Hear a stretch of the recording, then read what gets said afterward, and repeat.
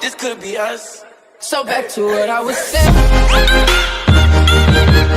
Could be us.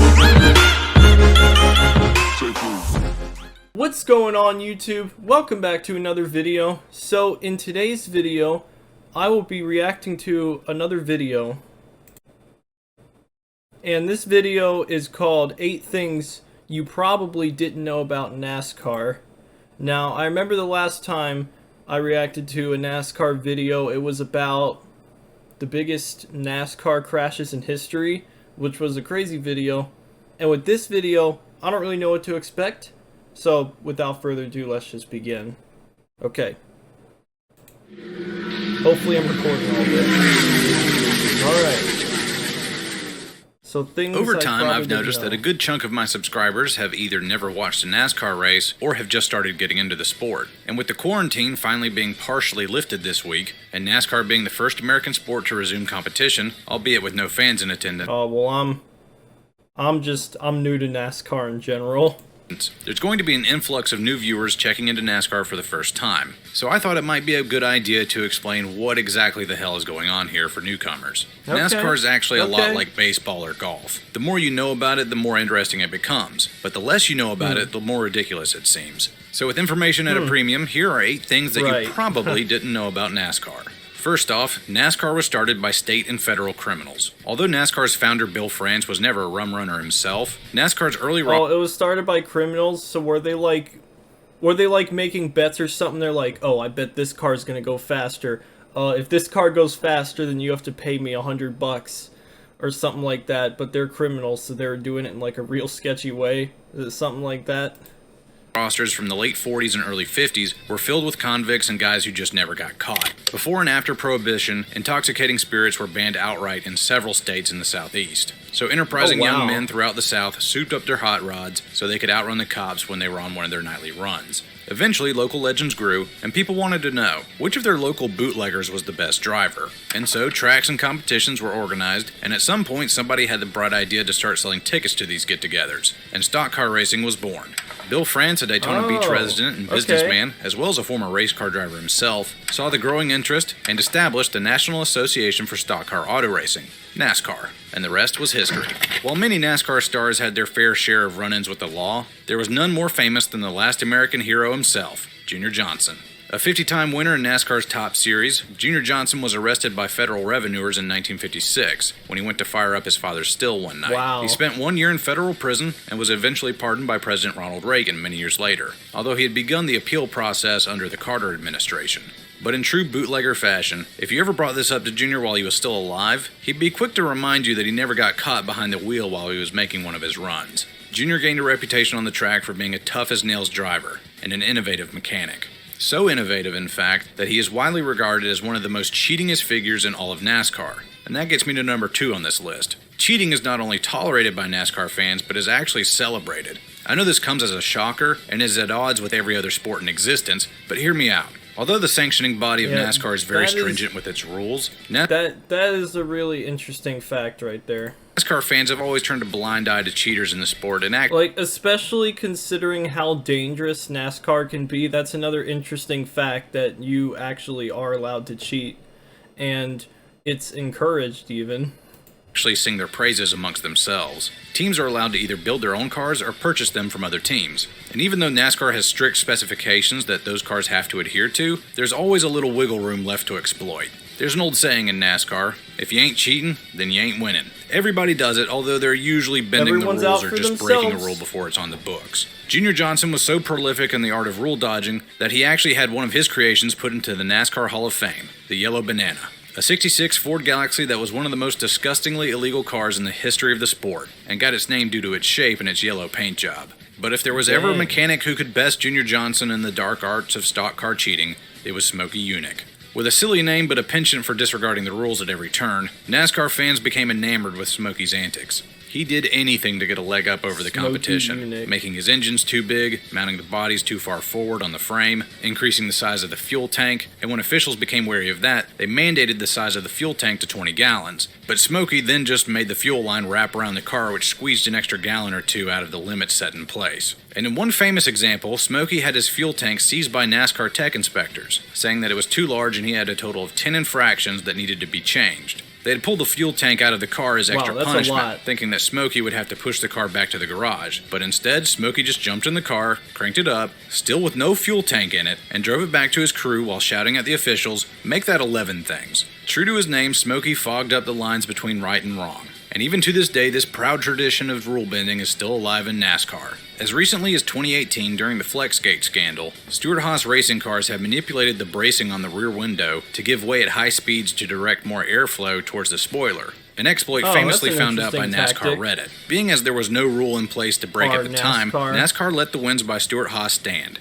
but said that anything of the like found going forward would be dealt with harshly, as teams found out the hard way later. The Stewart-Haas team of cars beat the law at the time, but that actually leads to the question, wait, there are teams in NASCAR? Well, yeah, number 3. NASCAR is a team sport. One team owner might expand his stable from one car to include 2, 3, or even 4 cars, the maximum allowable as of right now. Piloted by different drivers with different crew chiefs who prepare the cars, these teams share information and discoveries, but still prepare their cars independently according to the preferences of the drivers. Sometimes this leads to friendly and not so friendly competition in-house, which may or may not have beneficial effects on the teams. It's all dependent on the chemistry of the people involved. So the owner of the entire operation has to manage his personnel accordingly. Just as important as the team of mechanics are the pit crew members, who service the car during the actual race. These fearless men plucked from the rosters of professional and collegiate athletic programs, braved the chaos of pit road and changed tires and put new fuel in the car, all while making adjustments and repairs as dozens of other cars and teams are all doing the same thing on pit lane. Under ideal conditions, a NASCAR pit crew can change 4 tires top. I'm also hoping that my webcam doesn't give out like it did in my last video that I recorded with my webcam. It gave out at like the last half of the video for some reason, and like I don't know why, so I'm hoping that it doesn't for this video, but we'll see. Top off fuel and make adjustments to the car in less than 14 seconds. And yes, sometimes accidents do occur and they get hurt. But thanks to safety regulations and the skill of other drivers out there on pit lane, those incidents are few and far between. The pit crew members are the athletes that make the team the best they can be on race day. But what about the guys behind the wheel piloting the race itself? That gets us to number 4. Yes, the drivers are athletes. It takes a special type of crazy to hop into a metal coffin wearing a fireproof suit and sling a car around at 200 miles an hour. But it also takes an insane amount of physical fitness as well. Temperatures inside the car can reach as high as 140 degrees Fahrenheit. And in this oven, you have to think critically about your next move and have cat-like reflexes, all while communicating to your crew about how your car is holding up via radio. NASCAR legend Bobby Allison used to prepare for these insane conditions by driving around. Yeah, that makes sense that you would need to have fast reflexes and know what you're doing. That makes sense. Around his home in Hueytown, Alabama, in his personal car in the middle of the summer with the windows rolled up, with the heat blasting, and while wearing several jackets. Drivers nowadays take trips to the sauna, have a strict fitness regimen, and diet they have to adhere to in order to stay at peak performance. The man we can thank for this breakthrough is Mark Martin, a man often derided as undersized during his early career. The 5'6" Arkansas native took up weightlifting and high-level fitness programs to make up for it, and found out that the workouts actually made him better equipped to handle the demands of NASCAR racing. And soon after that, nearly everyone followed suit. Even in his 50s and still winning races, Mark was still rocking an 8-pack. Wait, Mark Martin was still winning races in his 50s? Yep, that gets us to number 5 on the list. NASCAR drivers can have incredibly long careers. The average successful NASCAR driver will make his first starts in his early 20s, and will retire in his mid to late 40s. Some drivers even go beyond this. In 1992, Harry Gant set the record that still stands today as the oldest driver to ever win a NASCAR race at 52 years old. Mark Martin got close in 2009 at age 50, but no driver has challenged the throne since. And to give you some perspective, if the youngest driver to ever win a race, Joey Logano, who got his first win at the age of 19 in 2009, beat Harry Gant's record, we would have to wait until 2043. Current drivers span all age groups and backgrounds. Joey Logano from Connecticut will turn 30 this year. His teammate Ryan Blaney is 26 and hails from Ohio. And one of the best in the business right now, Kevin Harvick from Bakersfield, California, is 44 and has just signed a multi-year contract extension. Hey, maybe he'll be the one to take Handsome Harry Gant's crown. Okay, so we've covered the who, the what, and the why of NASCAR. But as you sit down to watch the race, what should you be keeping your eye on? Yes, there's daring, death-defying moves and beating and banging action happening every so often. But what keeps NASCAR crazies such as myself glued to the TV for the entire duration of the race? Number 6, it's all about strategy. Most NASCAR races are between 400 and 500 miles long.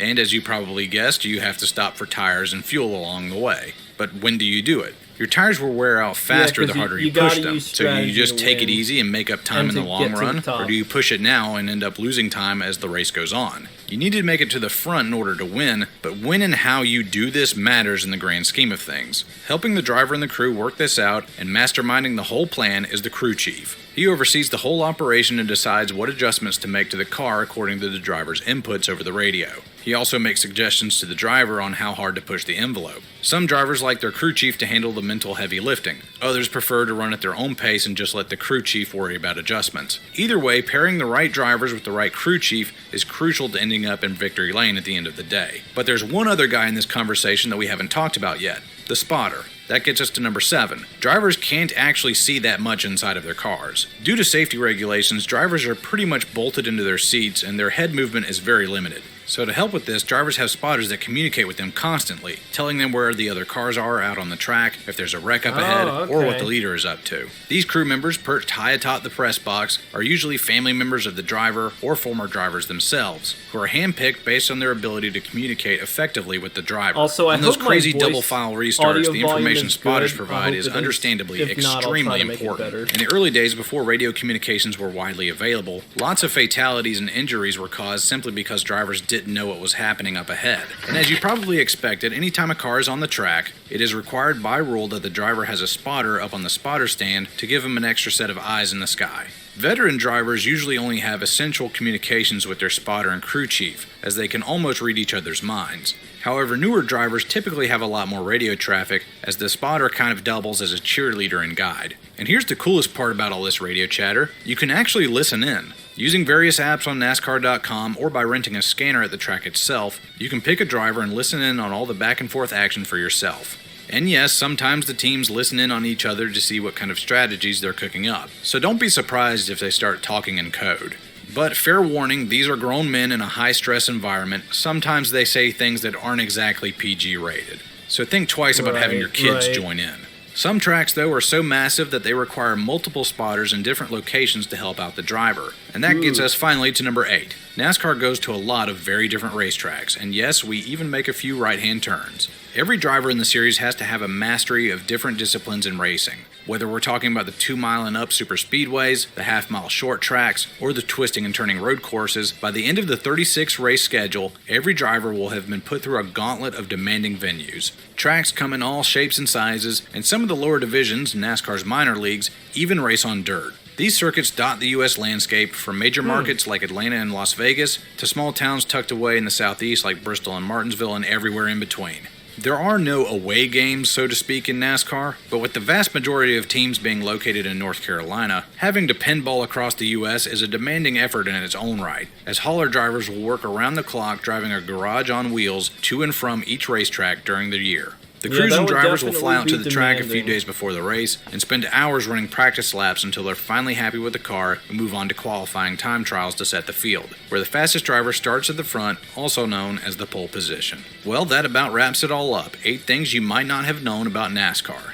Hopefully this video has shed some light on this weird traditionally southern motorsport and given you a greater appreciation of these cars going around in differently shaped circles at unreasonably fast speeds. If you want to know more about the types of drivers that make NASCAR what it is, then you can check out my video on the 9 types of NASCAR winners here, and in the description down below. Also, big shout out to Biodegradable, who edited this video for me while I've been busy at work. You can check him out also down in the description. Thanks for watching.